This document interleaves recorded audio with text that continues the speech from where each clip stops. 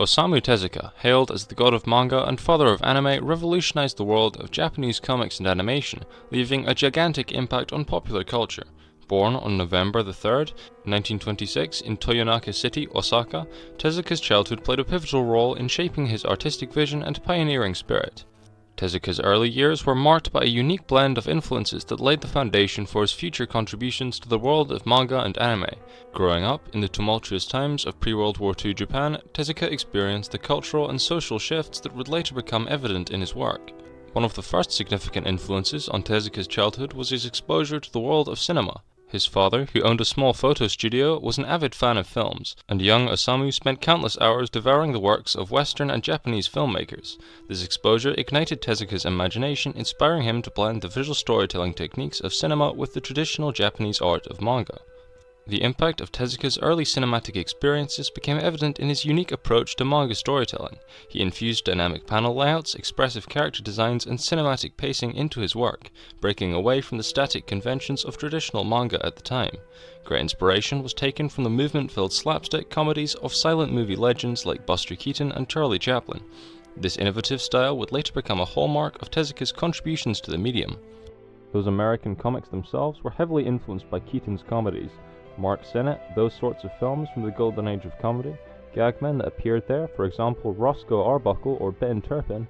There were lots of comics that used their style, their faces, just as is, especially Chaplin with his bowed legs and oversized shoes.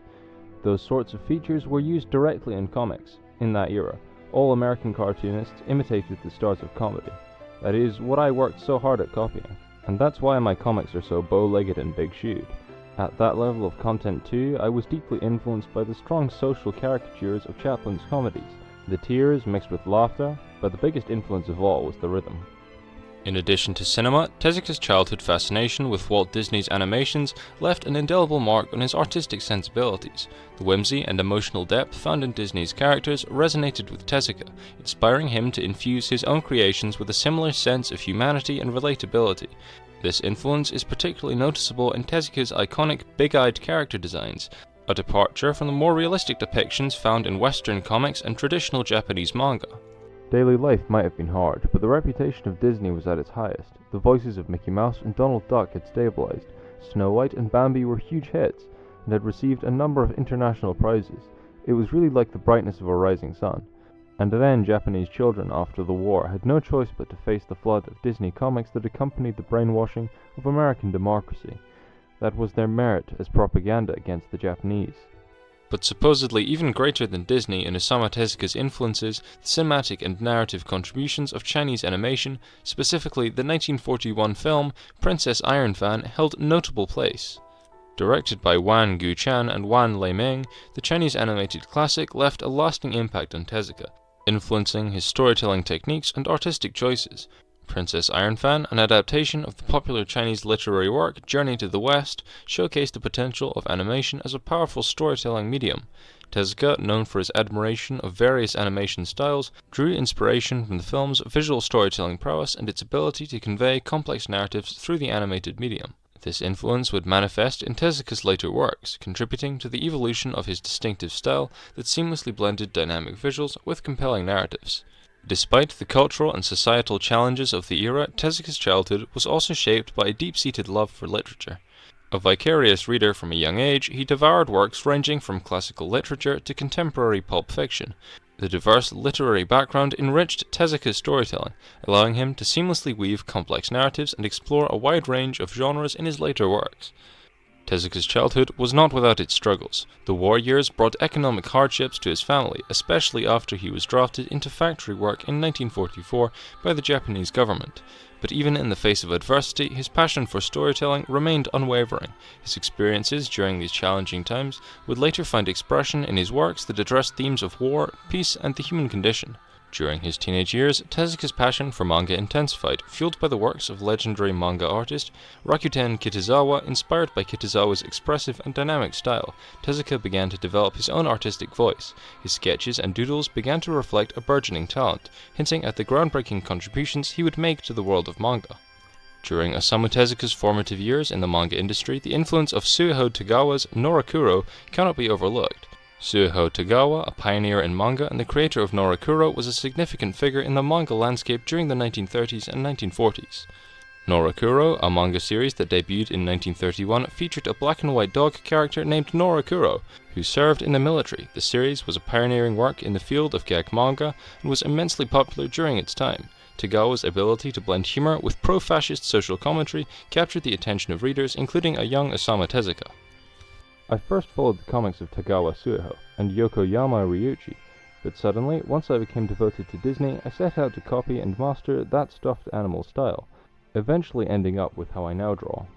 The tumultuous period of World War II and the subsequent defeat of Japan left an undeniable mark on Osamu Tezuka, profoundly influencing both his life and creative endeavors. Growing up amidst the chaos and uncertainty of war, Tezuka's childhood was marked by economic hardship and societal upheaval. The war years played a pivotal role in shaping his worldview, fostering a deep sense of empathy and awareness of human suffering.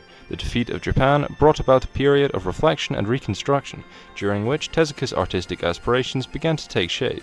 Heavily influenced by the influx of Western media after the country's American occupation, the post-war era, characterized by a hunger for cultural revitalization and rebuilding, provided Tezuka with the opportunity to channel his experiences into his work. Themes of resilience, the human condition, and the consequences of conflict permeated his storytelling, as seen in early works such as Diary of Machan. Thus, the impact of war and Japan's defeat served as a crucible that shaped Tezuka's artistic sensibilities and contributed to the profound thematic depth found in many of his later masterpieces. One day, completely in my own style, I was playing Mozart's Turkish March. All of a sudden, a black soldier entered the room. There was nothing really strange about an American soldier being at the YMCA. He took a sheet of music from the piano, and once I was finished playing, began to sing in tenor. It was something that I had heard before. It was a march. Eventually I realized that it was an aria, The Butterfly Shall Fly No More, from The Marriage of Figaro. To a Mozart piece, he had responded with a Mozart aria. He was a great opera fan, his intellectual black soldier named Joe. One day, after learning that I liked cartoons, when I drew a quick caricature and portrait of him, he brought me a mountain of American comic books. It was like the heavens opened and rained manga. There was absolutely no manga materials around at the time. I read through them like a worm, was overjoyed, and copied them obsessively. My friendship with him might have been short, but it became the reason I decided to become a manga artist. Tezuka's pursuit of his artistic dreams did not deter him from pursuing a formal education. In 1945, he enrolled in Osaka University Medical School, driven by a desire to follow in his father's footsteps as a doctor. This decision, however, did not diminish his passion for manga. Instead, it fueled a multidimensional approach to storytelling. Tezuka's medical studies provided him with a profound understanding of the human body and psychology. This knowledge seeped into his artistic endeavors, leading to the creation of characters with intricate emotions and psychological accuracy. His experiences in medical school would later manifest in works like Blackjack, where medical drama became a central theme.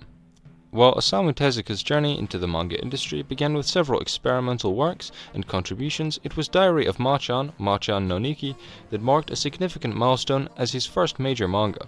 Serialized in 1946, just after the end of World War II, Diary of Machan introduced readers to Tezuka's unique storytelling approach.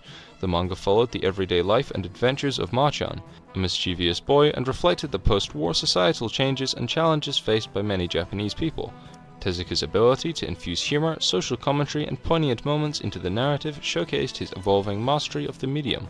Diary of Machan not only captured the attention of readers, but also demonstrated Tezuka's capacity to engage with diverse themes, setting the stage for his prolific career and groundbreaking contributions he would make to the world of manga and anime. The years that followed the end of World War II were marked by significant societal changes in Japan, and Tezuka found himself at the forefront of a burgeoning manga industry. In 1946, he submitted his first professional work, New Treasure Island, based on Robert Louis Stevenson's classic adventure novel Treasure Island, to a manga competition, and to his surprise, it won first prize, blending adventure, intrigue, and dynamic storytelling into a groundbreaking work that would influence the future of manga and anime. This achievement marked the inception of Tezuka's professional career as a manga artist. During this period, Tezuka's prolific output was fueled by a relentless work ethic. He explored various genres, ranging from adventure and science fiction to romance and horror. His ability to seamlessly switch between genres showcased not only his versatility, but his determination to push the boundaries of traditional manga storytelling. Osamu Tezuka's enduring fascination with diverse genres and narratives is exemplified in his creation, Lost World. This manga, first serialized in 1948, showcases Tezuka's early experimentation with storytelling and his penchant for blending different themes. Lost World is an adventure tale set in the prehistoric era, where dinosaurs coexist with humans. Through this work, Tezuka displayed his remarkable ability to seamlessly weave elements of science fiction, fantasy, and adventure into a captivating narrative. Osamu Tezuka's Metropolis manga, serialized in 1949, showcases his early exploration of science fiction and societal themes, offering a captivating narrative that delves into the complexities of artificial intelligence and the consequences of human ambition, with a very loose artistic influence from the 1927 Franz Liszt film of the same name. In 1951, Tezuka's groundbreaking work, Astro Boy, or Tetsuan Atom, made its debut. This iconic series not only introduced one of the first humanoid robots into manga, but also laid the foundation for the modern anime industry. Astro Boy was a critical and commercial success, solidifying Tezuka's position as a trailblazer in the world of entertainment. Astro Boy follows the story of Atom, a humanoid robot with incredible strength and advanced artificial intelligence. Set in a futuristic world where robots and humans coexist, the main plot revolves around Atom's quest for acceptance and understanding in a society that often discriminates against robots. Initially created by Dr. Tenma as a replacement for his deceased son, Astro Boy embarks on a journey to discover his own identity and purpose. Throughout the series, Astro Boy encounters various challenges, befriends both humans and robots, and ultimately becomes a symbol of hope, justice, and compassion. Tezuka's narrative weaves the themes of morality, the impact of technology on society, and the quest for humanity's betterment, making Astro Boy a pioneering work that laid the foundation for the modern manga and anime industry. He is called Astro Boy, and he is a superhero. But even though he is a superhero, he is still a robot. He can do things which a human couldn't possibly do. For instance, he doesn't need to be supplied with energy when he is in space. He is equipped with a rocket, and he is able to go anywhere in the universe. Also, he can speak 100 different languages, and he has the power to see through good and evil minds. He has superpowers, and he is on the side of the scientists and the children, to fight for peace. That is the story. Tezuka's 20s were a time of profound self-discovery and experimentation. His desire to innovate led him to create the story manga format, a narrative structure that combined cinematic pacing with detailed panel layouts. This format allowed for more intricate and engaging stories, setting a new standard for manga storytelling. As Osamu Tezuka entered into his later 20s and transitioned into his 30s, this period proved to be a crescendo of creativity and innovation. It was during these years that Tezuka solidified his status as a cultural icon and continued to shape the landscape of manga and anime. The success of Astro Boy catapulted Tezuka into the limelight, establishing him as a prominent figure in the manga and anime industries. Fueled by the positive reception of his creations, he founded his own animation studio, Mushi Production, in 1961. This bold move marked a significant milestone in the history of Japanese animation, as it allowed Tezuka to have greater creative control over his projects. During this era, Tezuka's storytelling prowess reached its zenith. He delved into mature and complex themes, challenging conventional boundaries of manga and anime. Works such as Princess Knight, Ribbon no Kishi, the story of a girl raised as a prince to inherit a kingdom filled with adventure and court intrigue, featuring a strong female protagonist, and Hai no Tori, Phoenix, a peril-filled history-spanning epic tackling themes of immortality, showcased his ability to address social issues, morality, and existential dilemmas within the medium. Tezuka's commitment to pushing artistic boundaries extended to the medium of animation as well. Mushi Production became a breeding ground for innovative techniques, and under Tezuka's guidance, the studio produced a range of influential anime series and films. Jungle Emperor Leo, or Kimba the White Lion, followed the life of a white lion cub and his mission to bring peace to the jungle, and Dororo, a fantasy tale inspired by feudal Japanese culture and superstition, stand as a testament to his ability to captivate audiences with rich narratives and nuanced character development. In 1959, Osamu Tezuka married Etsuko Tezuka, and together they raised 3 children, Makoto, Rumiko, and Yoshihiro. Despite his demanding career as a prolific manga artist and animator, Tezuka remained dedicated to his family. He instilled a love for creativity and storytelling in his children, fostering an environment where artistic expression flourished. Tezuka's commitment to family values and his ability to balance his professional success with personal relationships left a lasting legacy that extends beyond his contributions to the world of manga and animation. Beyond his contributions to manga and anime, Tezuka became an influential figure in the global cultural sphere. His works transcended borders, with several of his series seeing released to Western TV screens, gaining international acclaim and introducing Japanese popular culture to a global audience. The universal themes explored in his stories, coupled with his distinctive artistic style, resonated with people from diverse backgrounds. However, Tezuka's 30s were not without challenges. The demands of running Mushi production and maintaining a prolific output took a toll on his health. Yet, even in the face of adversity, Tezuka's commitment to his craft remained unwavering. His relentless pursuit of artistic excellence left an indelible mark on the industry, inspiring future generations of manga artists and animators. Entering his 40s, Osamu Tezuka continued to evolve as a creative force, while facing the challenges and responsibilities that came with his influential status in the world of manga and anime. This period in his life marked both a time of personal growth and a testament to his enduring commitment to storytelling. One of the significant developments during Tezuka's 40s was his exploration of experimental and avant-garde storytelling techniques. As he matured as an artist, he sought to break free from conventional narrative structures. Works such as Buddha and Ode to Kirihito showcased Tezuka's willingness to delve into complex philosophical themes, intertwining elements of spirituality, morality, and the human experience. Buddha in particular exemplified Tezuka's ability to transcend the boundaries of manga. This epic tale, which explored the life of Siddhartha Gautama, demonstrated a deep understanding of religious and philosophical concepts, all while maintaining Tezuka's signature blend of humor and humanism.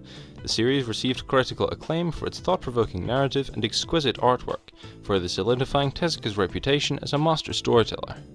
The new readers have mentality, fashions, feelings completely different from those of previous readers.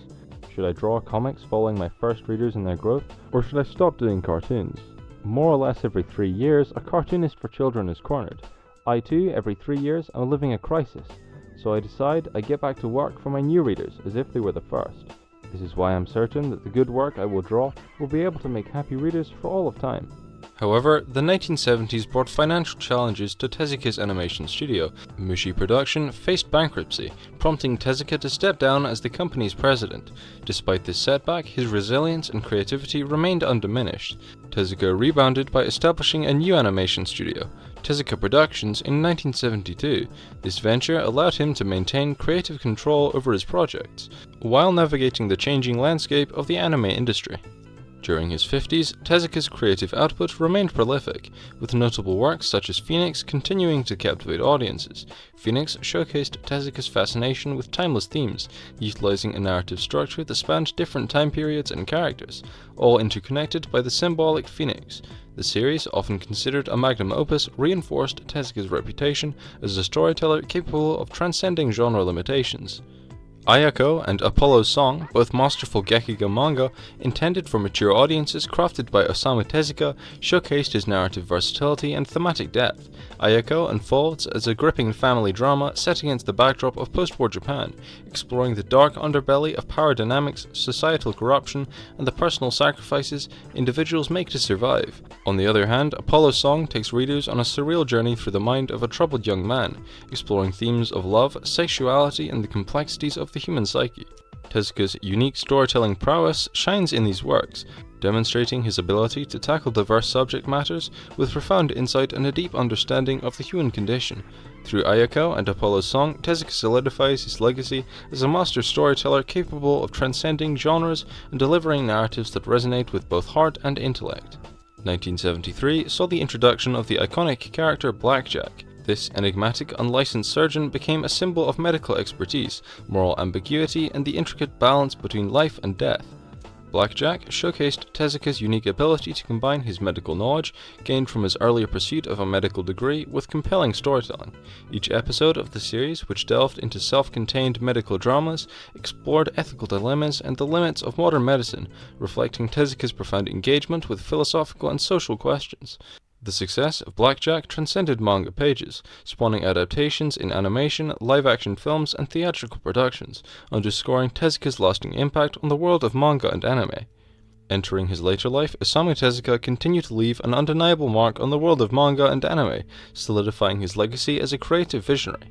This period in his life was characterized by reflection on his vast body of work, as well as an exploration of new artistic endeavors. Osamu Tezuka's impact on the world of animation extends beyond traditional storytelling. as he has also pioneered in experimental animation ventures. His exploration of innovative techniques and artistic expression in animation showcased his commitment to pushing the boundaries of the medium. During his tenure at Mushi Production, Tezuka delved into experimental animation projects like Belladonna of Sadness in 1973. While not directed by Tezuka himself as he left early into production, the film produced by Mushi Production demonstrated the studio's willingness to venture into unconventional and avant-garde animation. Belladonna of Sadness featured a unique visual style blending watercolor aesthetics and psychedelic imagery to tell a dark and provocative narrative. The film, directed by Eiichi Yamamoto, reflected Tezuka's studio's openness to experimentation and its willingness to challenge the norms of animated storytelling. Furthermore, Tezuka's own creation, Jumping, from 1984, showcased his interest in experimenting with animation techniques. In this short film, Tezuka employed a first-person perspective to depict the world from the viewpoint of a character who gains the ability to jump to incredible heights. The unconventional narrative structure and the use of this unique perspective were indicative of Tezuka's willingness to explore new ways of storytelling in the realm of animation.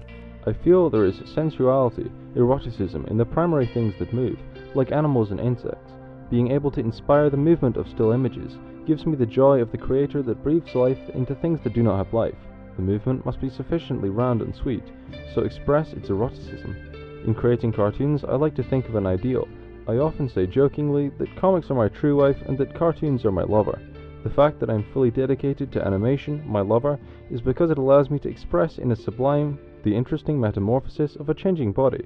For me, the greatest fun no doubt lies in the drawing and giving movement. Always look in my cartoons for this metamorphosis.